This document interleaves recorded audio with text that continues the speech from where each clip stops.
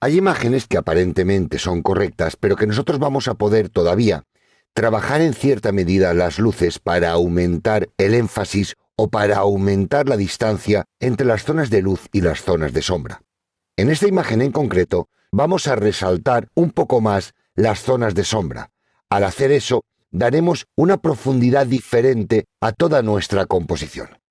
Veamos cómo podemos hacerlo y vamos a partir de una capa de ajuste en la que vamos a integrar esas sombras. Para generar esa capa de ajuste, vamos a irnos a ajustes, vamos a decir que queremos una capa de niveles y ahora vamos a editar esta capa de niveles. Si nosotros manipulamos lo que serían los niveles de entrada, vamos a crear demasiado contraste en nuestra fotografía. Como estamos viendo, estamos quemando mucho nuestra fotografía. Esto no equivaldría a una zona de sombras, o incluso esta parte de aquí tampoco equivaldría a una parte de sombras, porque verdaderamente estamos aumentando exageradamente el contraste entre las zonas de luces y de sombras. Vamos a volver a colocar todo en su lugar. Este sería el parámetro 1, 255 y las sombras en el 0. Lo que vamos a tener que trabajar es con la parte de salida. Y de este modo vamos a reducir la luminosidad que hay en las zonas de sombra. Si nosotros estamos reduciendo, como podéis observar, quizás hasta este punto aproximadamente, ya estamos dando una sensación en las zonas de sombra totalmente distinta. A partir de este punto es donde vamos a empezar a trabajar las sombras. Para ello, lo primero que voy a hacer va a ser tapar toda la máscara de capa que contiene el efecto que yo he generado, para de ese modo ir descubriéndola poco a poco en determinadas zonas. Lo primero que voy a hacer dentro de edición es decirle que quiero que rellene esa máscara de capa que tengo con color negro. Como vemos, se ha ocultado totalmente la información. A partir de aquí, vamos a empezar a descubrir las zonas que nosotros queramos para las sombras. Voy a llevar esta paleta a esta parte de aquí y vamos a acercarnos más, por ejemplo, a esta parte del edificio. Vamos a coger un pincel. Recordemos que el pincel tiene que tener una dureza bastante marcada, ya que las sombras van a estar muy definidas, aunque tampoco es interesante hacerlo del 100%, y vamos a reducir el tamaño de este pincel. A partir de aquí, con diferentes métodos, ya vosotros mismos utilizar el que queráis. Yo voy a presionar mayúsculas para hacer este tipo de líneas rectas. Vamos a poner la opacidad al 100% de momento, luego ya veremos si tenemos que bajar o no tenemos que bajar las zonas de sombras y de luces. Y como veis, aquí ya podemos marcar esta zona como zona de sombra. Voy a hacer exactamente lo mismo aquí. Presiono mayúsculas, me voy hasta esta parte de la esquina, voy a hacer un clic con mayúsculas, voy a venirme hasta aquí abajo también, voy a hacer un clic con mayúsculas y aquí y aquí. Ya tendría toda esta zona que también formaría parte de las sombras.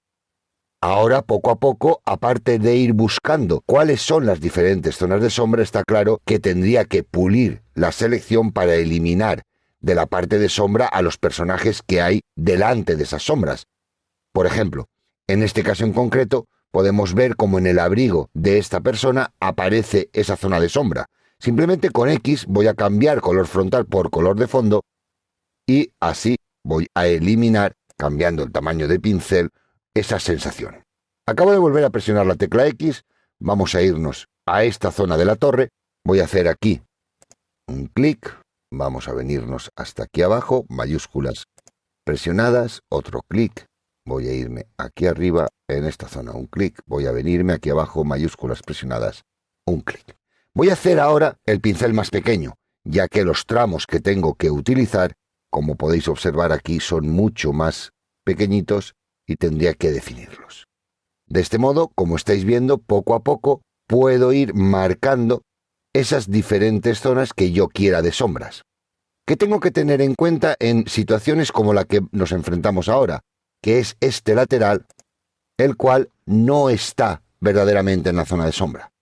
Aquí sí que voy a hacer una cosa, que es bajar la opacidad del pincel, pero tenemos que tener en cuenta que no podemos pintar como tal repasando encima, porque iríamos aumentando. Con lo cual, en lugar de hacer eso, lo que voy a hacer es cambiar el color frontal. Vamos a poner un gris, aproximadamente este gris, y voy a pintar esta zona con el gris. Para ello, vengo aquí, presiono con un clic, vengo aquí, hago otro clic, en esta zona, aquí y aquí. De este modo, con mi opacidad al 100%, no tengo problema en repasar una zona encima de la otra que, como observáis, no se incrementa el efecto porque estoy trabajando, recordarlo, con grises. Con lo cual doy una sombra un poco más suave en esta zona de la esquina. Lo mismo tendría que hacer aquí arriba, en esta parte, vamos a aproximarnos un poco más y veríamos cómo, más o menos a mano alzada, yo ahora lo estoy haciendo bastante a prisa para acabar rápido el ejemplo, pero tendríamos que ir puliendo toda esta parte. Voy a hacer también lo mismo, pero en este caso ya voy a volver a coger el color blanco como color frontal y a trabajar en esta zona concreto. Esa zona es más oscura porque está más marcada en la zona que yo quería directamente de sombras. Voy a coger un pincel más pequeño. Recordar que si no salimos, simplemente con la tecla X podemos cambiar color frontal por color de fondo y borrar o eliminar esa información que no queramos. Visionemos toda nuestra imagen. Si nos damos cuenta, aparentemente poco ha cambiado. Voy a hacer, por último, rápidamente estos dos tranvías y para ello vuelvo a aproximarme. Vamos a marcar la sombra en ellos. Voy a coger mi pincel, vamos a hacer un pincel un poco más grande. 100%, recordar, en este caso, color negro no, color blanco para trabajar de forma correcta. Y para hacerlo lo más rápido posible, hacemos un clic, presionamos la tecla de mayúsculas, nos venimos hasta otra zona de la parte más o menos lineal o recta que queramos pintar. Como podéis observar, estamos aquí, haciéndolo de manera muy rápida. Voy a volver a hacer esto, vamos a pintar hasta aquí. Ahora ya sería cuestión de trabajar el interior y continuar en la parte trasera. Aquí se nos ha quedado una pequeña esquina, bajamos el tamaño del pincel y retocamos esa esquina para tener completa la iluminación que queremos en ese punto en concreto. Vamos a continuar. Hago el pincel más grande, un poco más grande todavía. Vamos a venirnos a esta zona. Ya la tengo también marcada. Vamos a hacer lo propio aquí. Vamos a alejarnos a ver si conseguimos acabar ya. Presiono mayúsculas, me vengo hasta este punto en concreto y hago un clic. Ya tenemos toda esa zona cubierta. Vamos a hacer lo mismo. Rellenamos esta parte de aquí. Aquí, como la parte inferior, estáis viendo, es oscura, el hecho de no marcarlo o hacerlo a prisa tampoco está influyendo demasiado, ya que no estamos oscureciendo más esa parte mucho más negra y mucho más de sombras. Voy a hacer el pincel más pequeño, vamos a venirnos a esta parte superior, aquí también vamos a trabajar la sombra y lo mismo vamos a hacer con esta parte de aquí. Voy a hacer un clic, presiono la tecla de mayúsculas, me vengo aquí y ya tengo generado toda esa zona, como podéis observar. Tendría que hacer esta parte también, etcétera, pero veamos un poco el efecto que hemos causado en nuestra imagen. Como digo, visualmente no hay un cambio excesivamente sustancial. Sin embargo, si ocultamos y mostramos las sombras, sí que podemos observar cómo hemos dado una profundidad diferente a nuestra fotografía.